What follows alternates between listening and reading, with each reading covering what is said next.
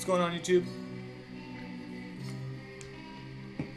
Thought I'd do another what I'm listening to collection update kind of video. What we're listening to in the background is this. Moaning of Exhibith, Ancient Spells of Darkness. It's good. It's okay. I put it on once in a while. I've never really gotten into it. It's, I don't know. It just, it seems as like it's just like early Beharit worship or thing. The keyboards are really heavy and it's just not mixed as well as some of that other stuff, or hasn't, I don't know. I still like it though. Like I like having this. I think it'll age. We'll see how it ages. It's good records. Put on Nuclear War now. It's okay. Anyway, that's what's on in the background. So I'm still on a huge death metal kick. And I've had a lot of stuff come in. A lot of good stuff. But you can tell that I'm kind of in that death metal almost slump. Like, I'm listening to a lot of it. So anyway, this came. Disembowelment's Transcendence into the Peripheral. Fucking amazing album.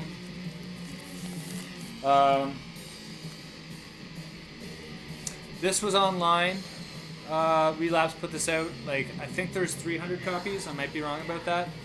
But I was just online one night and I saw that this was available still, and I grabbed it because I thought that it was not going to be available again anytime soon for a good price. So I'm really happy to have snagged that. Such an awesome band. Like, they only did one album, and they even say in the liner notes here, for we will never pass this way again, farewell. So they knew they were just doing one. I don't know the story behind why they just did one, but this band is like unlike any other death doom or death metal that I've really ever heard. Like the reverb on the instruments and like the atmosphere of the record is just it's very avant-garde. Like, you can put this record on next to Ivet Sensor Neubauten or anything of just, you could put it on next to Tangerine Dream and it would not really, other than the really guttural vocals that like you have to kind of just, you know, you're gonna hear them and be like, well, that's not necessarily ambient or whatever it is, but I mean, you can put that on next to like different music. Anyway, here's a record that I've been spinning a ton. I don't know if I talked about this in my last video, but I got this. I went to my local record guy, well, one of my local record guys, and he had this one. I called him and I was like, because I remembered seeing this in his store before the whole COVID, but I didn't remember if it had sold or if I'd seen it the last time or whatever, but I actually called him and said, what Cannibal Corpse do you have, or emailed him, and he got back to me. He had Red Before Black and this one, and it's funny, we'll get to Red Before Black, but I think I didn't get Red Before Black because I'd already ordered it online, and the only reason I did that was because it was $9 for the vinyl, new, so I just jumped on it. But this record, to me, at the time when I was listening to it, probably about a month ago, it was very apparent that this is where Cannibal Corpse kind of like split. And obviously it's because of Corpse Grinder. Corpse Grinder was a big change to the band. And yeah, this is where the band started sounding more like modern day Cannibal Corpse, I think. But this is a great record. Like, Devoured by Vermin obviously is really catchy. My favorite record or song on this record is Disfigured.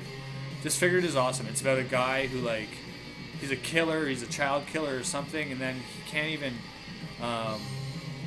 look at himself in the mirror, so he starts cutting off his own face, and he cuts off his own chest and everything, and then he fills up a bathtub with alcohol and sets it on fire, and well, no, he gets into the bathtub of alcohol first while he's bleeding out and describes the pain and then sets the bath on fire. And it's a good song. Yeah, this album is good. I really like it. I think it gets some shit. But I think it's classic. Yeah, awesome record. Went to another record store, knew he had this. Suffocation. This is the first Suffocation record I've ever owned. I've owned Souls to Deny on CD years ago when I was in high school, and I really liked it, but I didn't hold on to it. But yeah, Despise the Sun. This record is fucking awesome too. This is probably the most brutal record I've bought in the whole lot, out of this whole thing. Like, this thing is like a little more modern, like end of the 90s, 2000 production, but not like super modern. And it's Suffocation right after Pierced from Within. And it's an EP that kind of just, doesn't get talked about like Pierced from Within, but it still retains that sound. And it's just brutal. It's only 5 songs and like 16 minutes long. I paid too much for it because I don't think the guy at the record store really knew what it was. I basically paid for like $20+ for $26 Canadian, but it's not too bad for an EP if it's 15 minutes long. Let's just look at it that way. But this is brutal. This is awesome. There's my favorite song on this is Devoid of Truth, and he has this one lyric in it. It's just like his trudginess with the vocal style. Like, he just stretches the words out, just like he said. I know the words, but like I'm not gonna sing. But the way he stretches them out, and the way the music just kind of just is so pummeling. Like, yeah, 15 minutes of fucking good shit. And then I had this on order, and that's like why I went pretty much. Like, I've been on the huge death metal kick, like the brutal death metal kick especially. But which way am I going here? Getting a lot of glare. Suffocation, Effigy of the Forgotten. Out of this whole lot, this is probably the most important record and best record. Well, maybe the Disembowelment as well, but out of this lot, this one is like a big one for me to own. This is like a Listenable Records pressing, and I've never really heard of that label or anything, but when I was researching this, people were saying that this version was good. Like, the record sounds good. It's on like a gold color, which I don't really like. It's like a bronzy gold, but whatever.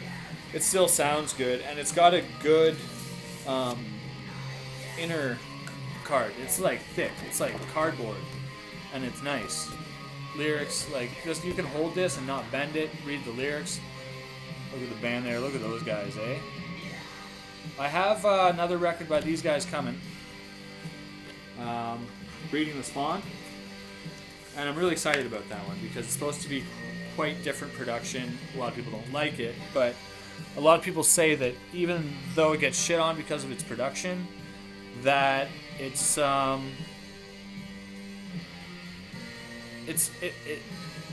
just as good as Pierce from Within and Effigy of the Forgotten for being in between those records. It just has a weird production. So, anyway, moving on. Here's the Cannibal Corpse that I got for $9. I wouldn't have ordered this, but you know what? This record is fun. I fell out of it a little bit. I've had some good times with it, but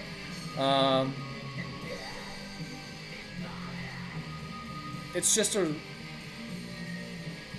it's a fun Cannibal Corpse record. It's good and it's banging, and it's not like, I think it's fast, and it's like the technicality is there.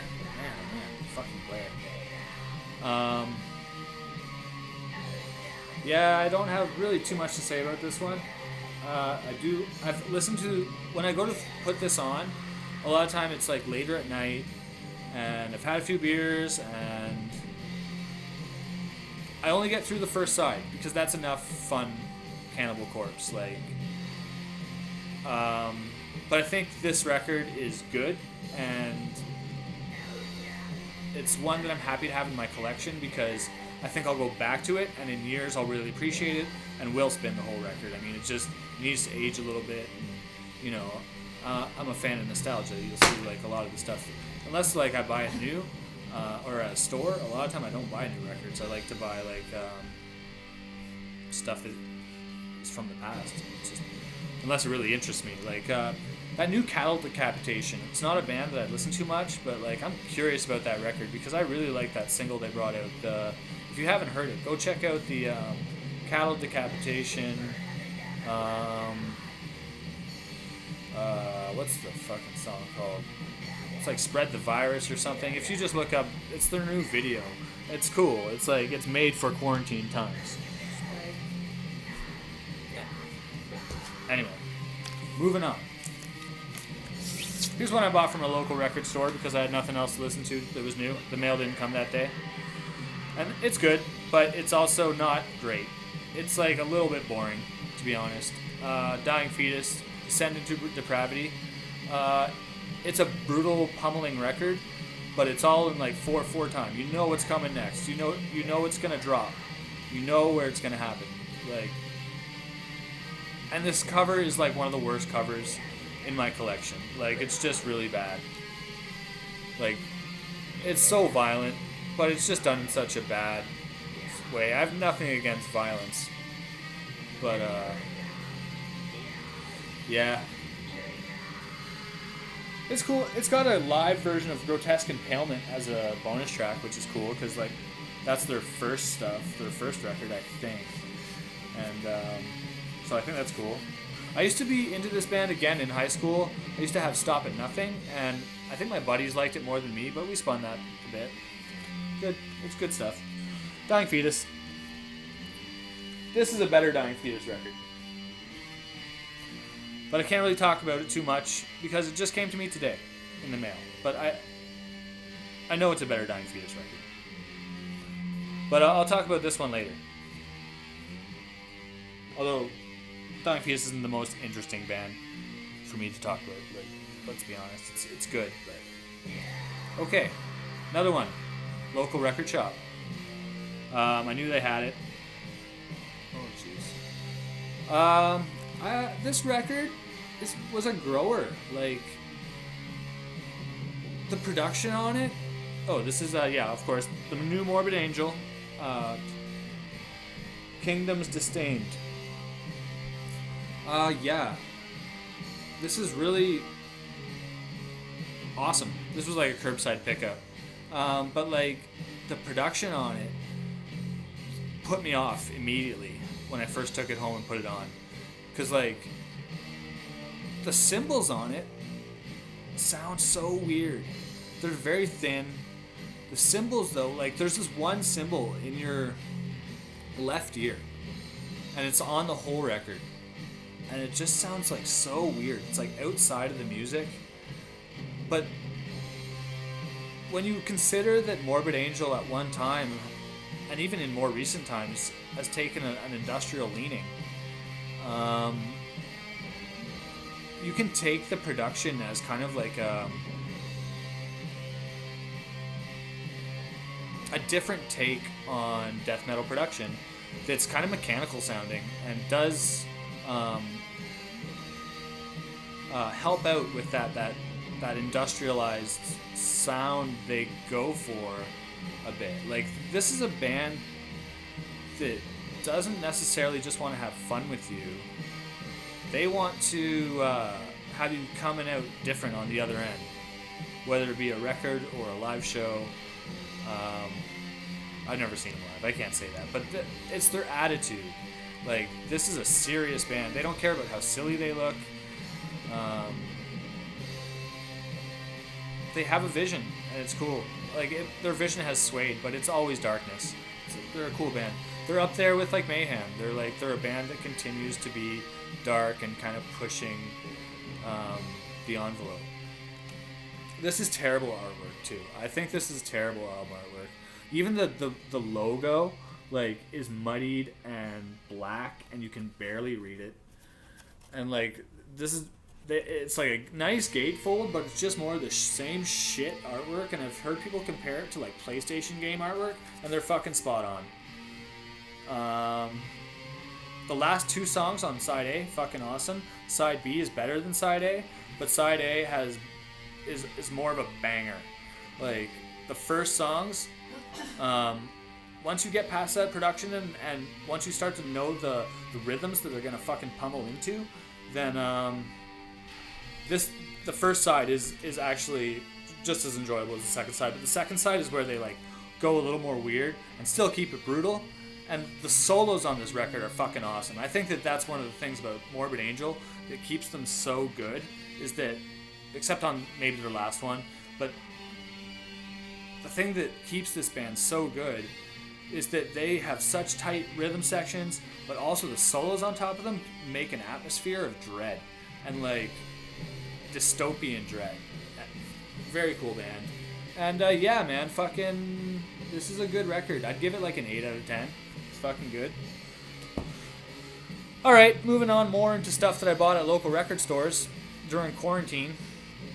One of the local record stores has opened up. And one of them does curbside, but they're going to open real soon. So the one that I can go into, I went into a couple days ago, maybe 4 days ago, and they had this stuff.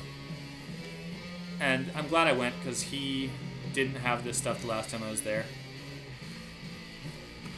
Cool reissue with actually like a second disc that sounds like shit. It's Rehearsals of Leprosy. So this is Death Leprosy if you're not aware. Rehearsals of Leprosy from September and December of '87, and they're not good. Like, I think that once this record shines for me more, because I never heard this record before I just got it now. My feelings on this record are that it's so good, but it's in a place that is so, I don't want to say dated, because I like a lot of the death metal that was coming out around this time, but this is so precise, and so, although this record is a little dirtier, later Death becomes very precise.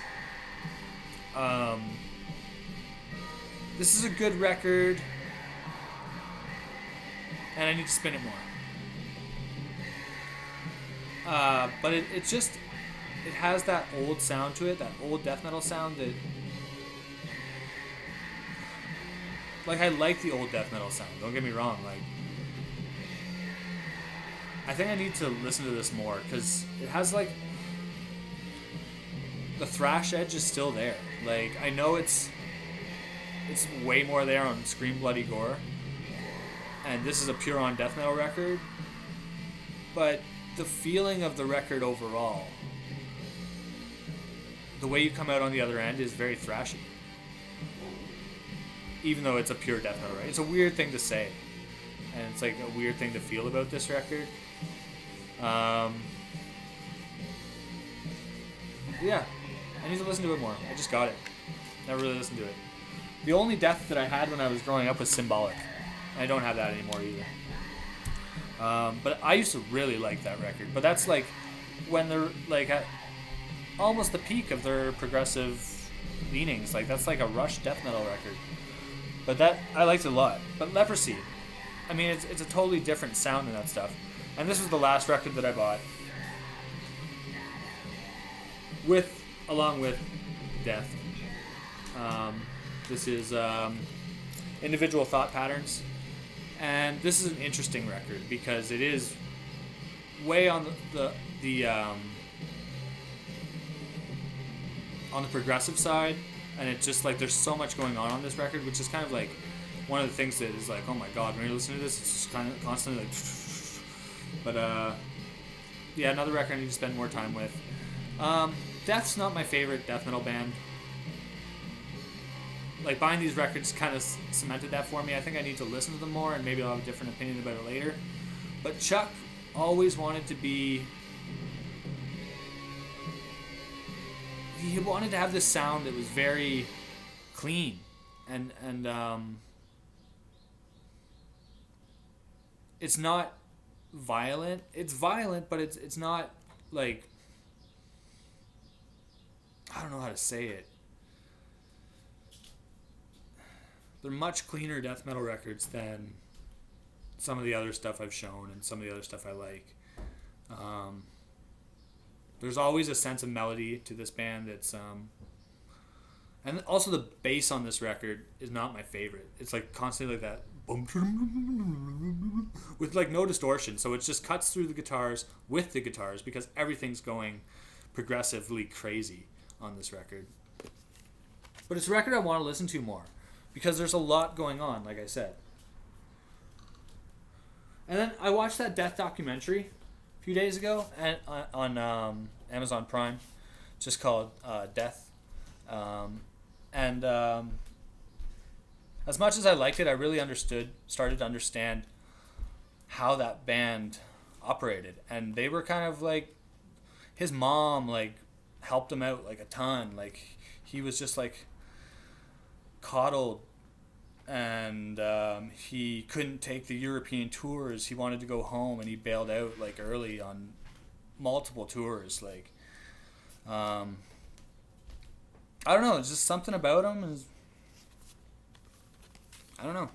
I need to listen to more Death and maybe understand it a little more. And rest in peace. Like, what a cool guy. Like, obviously did such cool music his whole life. But he's not as downtrodden and dirty as some of like the other death metal I've been listening to. So that's it for now. Anyway, see you later, YouTube. Till next time.